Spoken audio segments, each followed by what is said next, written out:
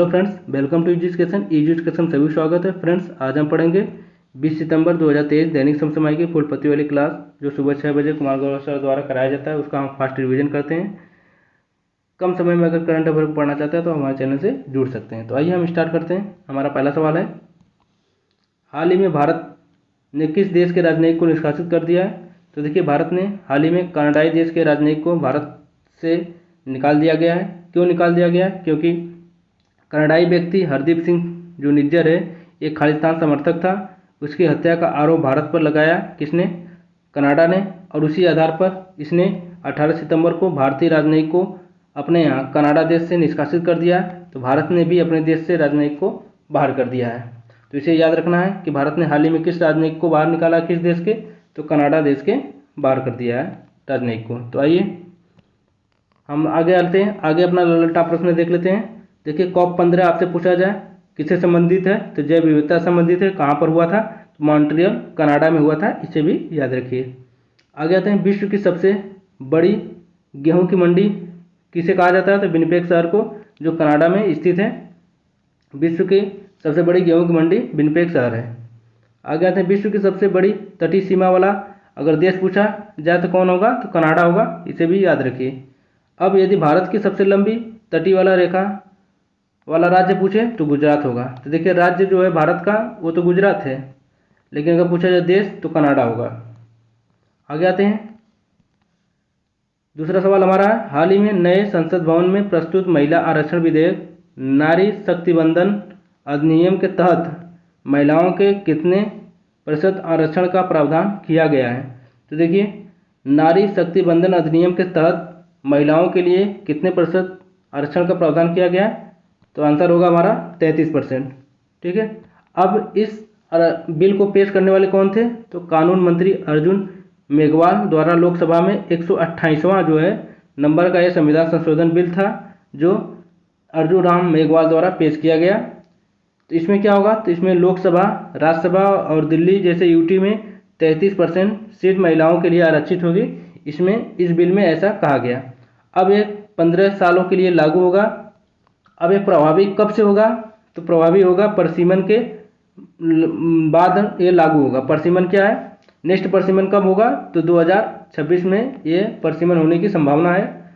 अब तक 4 बार परसिमन हुआ है, 1952, 1962, 1972 और 2002 में।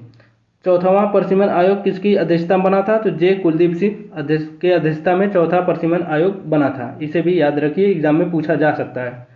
देखिए, अब परसिमन आयोग होता क्या है? तो परसिमन आयोग जो करता है, ये लोकसभा क्षेत्र में सीटों का जो है निर्धारण कौन करता है? तो परसिमन आयोग करता है। ठीक है, आप इसे याद रखिए। परसिमन आयोग का कार्य क्या है? कि लोकसभा क्षेत्र का निर्धारण करना और उसमें सीटों का निर्धारण करना कौन? परसिमन आयोग का कार्य है। आगे आते हैं, हमारा अगला प्रश्न है प्रश्न नंबर 3, हाल ही में यूनेस्को की विश्व विरासत सूची में शामिल होने वाला 42वां संविधान स्थल कौन है? तो देखिए, हाल ही में जो कि 45वीं विश्व धरोहर समिति बैठक जो सऊदी अरब के रियाद में हुई थी, उसमें भारत के 42वां विश्व विरासत सूची में होयसल मंदिर जो कर्नाटक का है उसे शामिल कर लिया गया है। तो इसके पहले अभी हाल ही में 41वां विश्व धरोहर स्थल शांति निकेतन जो वेस्ट बंगाल का है उसे शामिल किया गया था। अब 42वां होयसल मंदिर समूह जो कर्नाटक में स्थित है उसे शामिल कर लिया गया।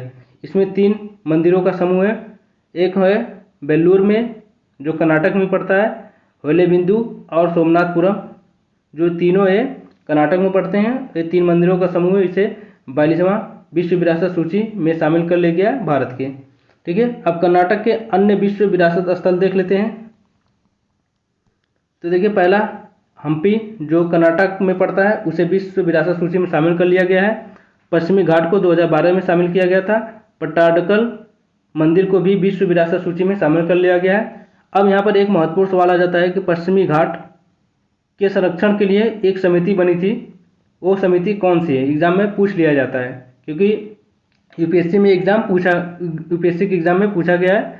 तो जो पश्चिमी घाट के संरक्षण के लिए माधव गाडगिल जो समिति है ये बनाई गई थी पश्चिमी घाट के संरक्षण के लिए। इसे भी याद रखिए। आगे आते हैं, भारत में कुल यूनेस्को की विश्व विरासत सूची स्तर कितना है? तो 42 है। 34 सांस्कृतिक हैं, 7 प्राकृतिक, 1 मिश्रित हैं। इसे भी आप नोट करके लिख लीजिए। आगे आते हैं, हमारा अगला प्रश्न है प्रश्न नंबर 4। हाल ही में G20 फ्रेमवर्क कार्यकारी समूह की अंतिम बैठक का आयोजन कहाँ किया गया? तो आपसे पूछा जाएगा कि G20 फ्रेमवर्क कार्यकारी समूह की अंतिम बैठक कहाँ किया गया? तो हमारा सही आंसर हो जाएगा छत्तीसगढ़। छत्तीसगढ़ के रायपुर में, जो कि 4वीं और अंतिम 18 से 19 सितंबर के बीच बैठक हुई थी। इसे भी नोट करके लिख लीजिए। आगे आते हैं, हमारा ललनटा प्रश्न देख लेते हैं। देखिए, G20 का नवीनतम सदस्य कौन बना है? तो अफ्रीकी संघ बना है। और अफ्रीकी संघ का अध्यक्ष कौन है? तो अजाली ओसेमानी है। अब पूछा जाए कि अफ्रीकी संघ में जो सदस्यों का कितने सदस्य हैं? तो 55 सदस्य हैं। अब आपसे पूछा जाए कि अफ्रीकी संघ का जो हेडक्वार्टर है, हेडक्वार्टर कहाँ है? तो अदिस अबाबा जो है, अदिस अबाबा इसका जो हेडक्वार्टर है, इसे भी याद रख सकते हैं। इसकी स्थापना 1963 में हुई थी। इसे भी याद रखिए, ठीक है। आगे आते हैं, आपसे पूछा जाए G20 शेरपा की 4वीं बैठक कहाँ हुई थी? तो नूह, जो हरियाणा में पड़ता है, वहाँ पर हुई थी। अगला, G20 समिट 9 से 10 सितंबर को भारत के मंडपम दिल्ली में हुई थी। इसे भी याद रखिए। SCO 2023 की अध्यक्षता किसने की है? तो भारत ने की है। ICC क्रिकेट वर्ल्ड कप 2023 का होस्ट कौन करेगा? तो भारत करेगा।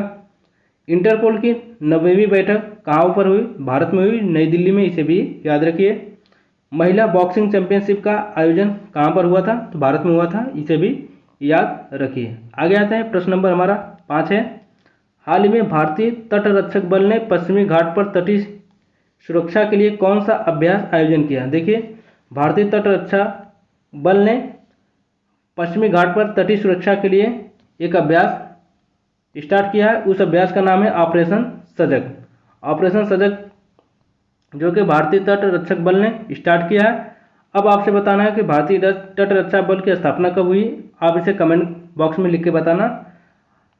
भारतीय तटरक्षक बल के महानिदेशक कौन हैं? तो राकेश पॉल हैं, जो भारतीय तटरक्षक बल के महानिदेशक हैं।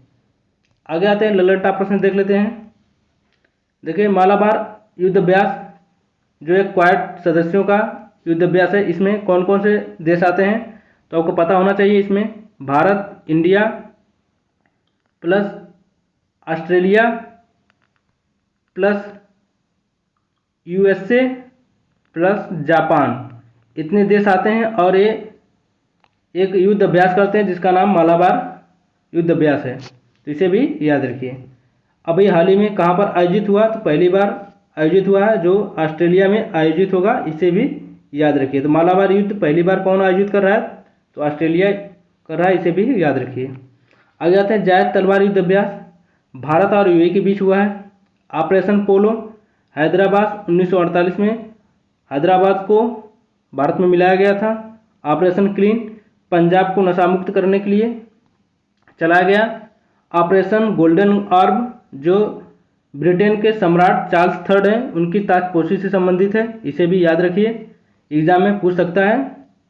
ऑपरेशन विजय 1961 में गोवा को पुर्तगालियों से मुक्त कराया गया था, ऑपरेशन विजय के माध्यम से। आगे आते हैं, प्रश्न नंबर 6 हमारा है। हाल ही में किस राज्य की अत्रेयापुरम पुथारेकुलु मिठाई को GI टैग मिला है? तो देखिए, अत्रेयापुरम पुथारेकुलु मिठाई जो है, इसका GI टैग किसे मिला है? तो आंध्र प्रदेश का GI टैग मिला है। इसे हम पेपर स्वीट के नाम से भी जानते हैं। तो देखिए, पेपर स्वीट के नाम से क्यों जानते हैं? क्योंकि इसको खाने से तुरंत, जो सोम पापड़ी की तरह होती है, इसे खाने से तुरंत मुंह में डालने पर ये गल जाती है, इसलिए इसे हम पेपर स्वीट के नाम से भी जानते हैं। तो अत्रेयापुरम पुथारेकुलु मिठाई जो है का GI टैग किसे मिला है? तो आंध्र प्रदेश को मिला है। इसे भी याद रखिए। आगे ललनटा प्रश्न देख लेते हैं। देखिए, कम्बम अंगूर को GI टैग तमिलनाडु से मिला है। बसोली पेंटिंग कहाँ के है? जम्मू कश्मीर को, जिसे GI टैग मिला है। सुंदरजा आम रीवा मध्य प्रदेश, जिसको GI टैग मिला है। इसे भी याद रखिए। काली मिर्च चावल उड़ीसा का GI टैग मिला है। इसे भी याद रखिए। काला चावल मणिपुर का। अब से पूछा जाए काला चावल तो मणिपुर का। अब से पूछा जाए काला नमक चावल तो ये सिद्धार्थनगर उत्तर प्रदेश। इसे भी याद रख सकते हैं। मातानी पछेड़ी प्राचीन वस्त्रकला इसको जीआई टैग मिला, कहाँ की है? तो ये गुजरात की है, इसे भी याद रखिए। कहाँ की है? गुजरात की, इसे भी याद रखिए। आगे आते हैं, प्रश्न नंबर हमारा 7 है, प्रतिवर्ष अंतर्राष्ट्रीय रेड पांडा दिवस कब मनाया जाता है? तो प्रतिवर्ष अंतर्राष्ट्रीय रेड पांडा दिवस सितंबर माह के थर्ड शनिवार को मनाया जाता है। इस बार जो है कि थर्ड शनिवार 16 सितंबर को पड़ा है, तो 16 सितंबर को मनाया गया रेड पांडा दिवस। देखिए पांडा जो होते हैं रेड पांडा, इनका अगर पूछा जाए अगर मूल निवास कहाँ पर है, तो ये पूर्वी हिमालय पर जो चीन, नेपाल और भूटान है वहाँ पर पाए जाते हैं। और ये बांस, बम्बू के पेड़ों पर जो झाड़ियाँ और घास है उसके ऊपर रहते हैं। अब इसे भी याद रखिए। ललनटा प्रश्न देख लेते हैं, विश्व बांस दिवस कब मनाया जाता है? तो 18 सितंबर को विश्व बांस दिवस मनाया जाता है। अंतर्राष्ट्रीय पुलिस सहयोग दिवस 7 सितंबर को मनाया जाता है। राष्ट्रीय शिक्षक दिवस 5 सितंबर को मनाया जाता है। अंतर्राष्ट्रीय साक्षरता दिवस 8 सितंबर को मनाया जाता है। विश्व ओजोन दिवस 16 सितंबर को मनाया जाता है, इसे भी याद रखें। महत्वपूर्ण डेट हैं, इसे भी याद रखिए क्योंकि एग्जाम में डायरेक्ट यहाँ से क्वेश्चन पूछे जाते हैं।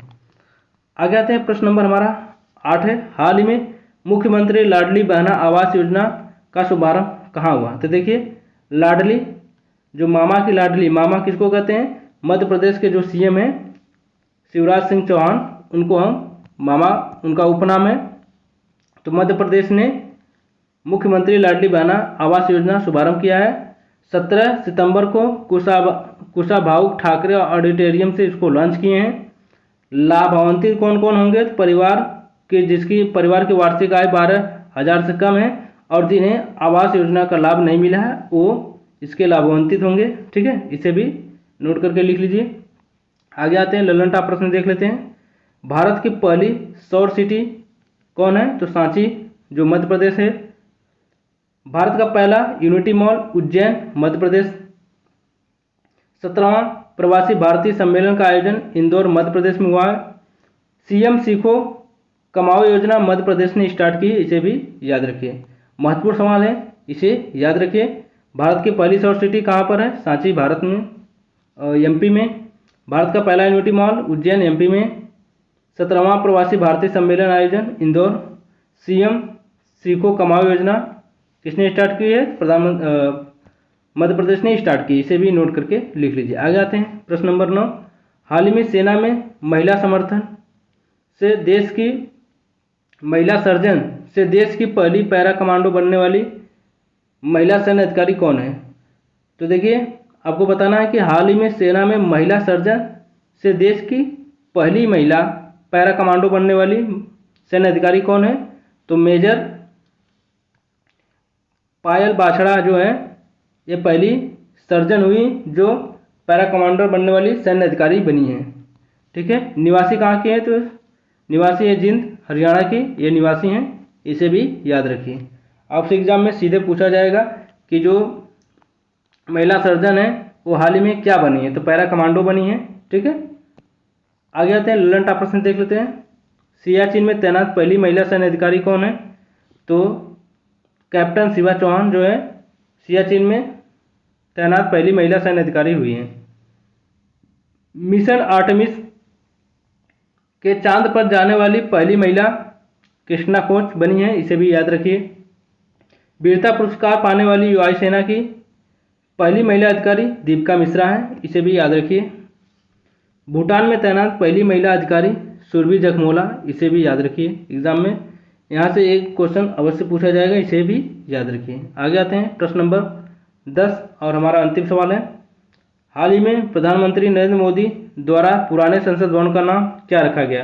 तो देखिए अभी हाल ही में नया संसद भवन बना है और एक पुराना संसद भवन जिसका नाम प्रधानमंत्री मोदी ने संविधान सदन रख दिया है। संविधान सदन क्यों रखा? क्योंकि इसी संसद में हमारी संसद संविधान का निर्माण हुआ था, इसीलिए इसका संविधान सदन नाम रख दिए। कौन? प्रधानमंत्री मोदी जी। पुराना संसद भवन तैयार कब हुआ था? 1927 में तैयार हुआ था। कार्य प्रारंभ कब हुआ था? तो 1921 में। वास्तुकार कौन थे? तो लुटियंस और बेकर वास्तुकार कौन थे? पुरानी संसद के। नया संसद उद्घाटन कब हुआ? 28 मई, वीर सावरकर की जयंती पर इसका उद्घाटन किया गया। 3 मुख्य द्वार हैं, आकार त्रिभुजाकार है। मुख्य द्वार कौन कौन से? शक्ति द्वार, कर्म द्वार और ज्ञान द्वार। ठीक है, आपसे पूछ लिया जाए लोकसभा सीट का आकार कितना है, तो 888 है। राज्यसभा 384 है। वास्तुकार आपसे पूछा था, नई संसद का वास्तुकार कौन है? अभी हाल ही में बीपीएससी में पूछा गया सवाल था, तो बिमल पटेल थे। निर्माण टाटा और सेंट्रल विस्टा प्रोजेक्ट के तहत टाटा जो है कि इसका निर्माण किया है।